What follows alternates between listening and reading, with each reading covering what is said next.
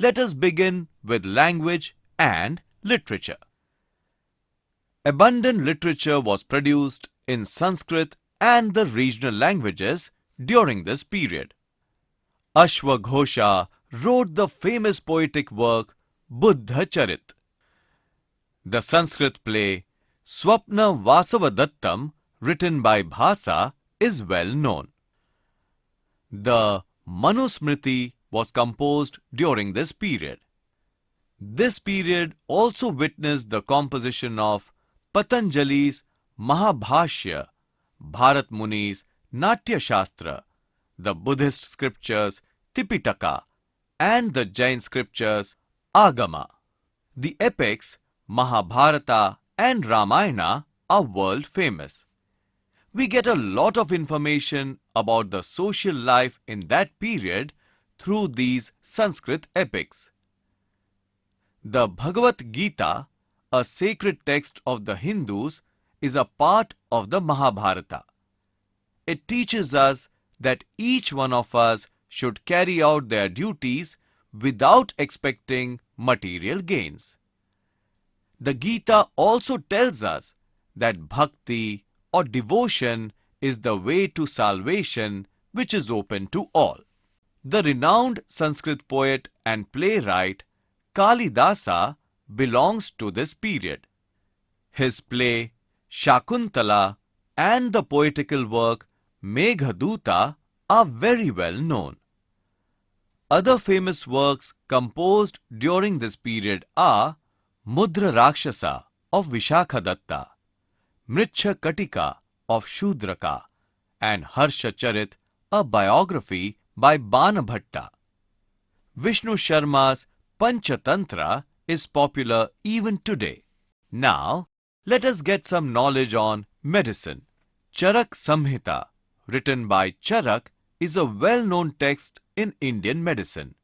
It contains detailed information about clinical diagnosis and pharmacy. The famous surgeon Sushruta has given information about surgery in his treatise. Vagbhatta has written books on medicine that discuss symptoms and treatment of various diseases. Siddha Nagarjuna, in his book Rasaratnakara, describes various chemicals, metals in their pure form, chemical processes, etc. Let us understand about the mathematics and astronomy. The contribution of Indians is very significant in the field of mathematics. The concept of the decimal system, in which the value of a numeral changes according to its decimal place. The Indian mathematician Aryabhatta made the use of such numbers common. His books include formulae for many mathematical operations like finding the square root and the cube root, finding the area, etc. Aryabhatta was also an astronomer. He stated that the earth revolves round the sun. Varaha Mihira and Brahmagupta were also mathematicians and astronomers of great repute. Adi Shankaracharya maintained that what was important in the Vedic religion was the philosophy and not the rituals. Through a combination of devotion, chaste behavior and rationality, he gave a new form to the Vedic religion. He wrote treatises, commentaries on the Brahma Sutra, Gita, etc. for the spread of the Vedic philosophy. Education. Many centers of education emerged during this period.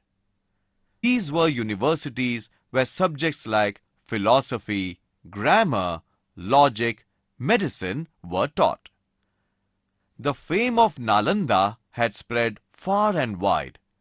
Students came to this university even from foreign countries. Students seeking admission to this university had to appear for an entrance examination. This great university could accommodate as many as 10,000 students at a time. Now, learn about art and architecture. Indian architecture flourished from the Maurya period onwards and reached its apex during the Gupta period.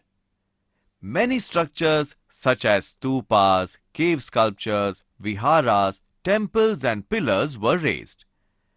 Emperor Ashoka built a stupa at Sanchi, which was later rebuilt by the Shunga and the Satavahana kings. Here, episodes from the life of Gautama Buddha and the Jataka stories are engraved on the entrance gates. The Buddhist Chaitya Griha and Vihara at Karla in Maharashtra are remarkable. Similar Buddhist cave sculptures were carved in the Nashik and Junnar areas too. The Ajanta caves contain statues of the Buddha and colorful frescoes. Events from Gautama Buddha's life are depicted in these paintings. The Kailas temple from among the Ellora caves is world famous. The Elephanta caves on the Gharapuri island near Mumbai houses a majestic Shankara idol known as Sadashiv.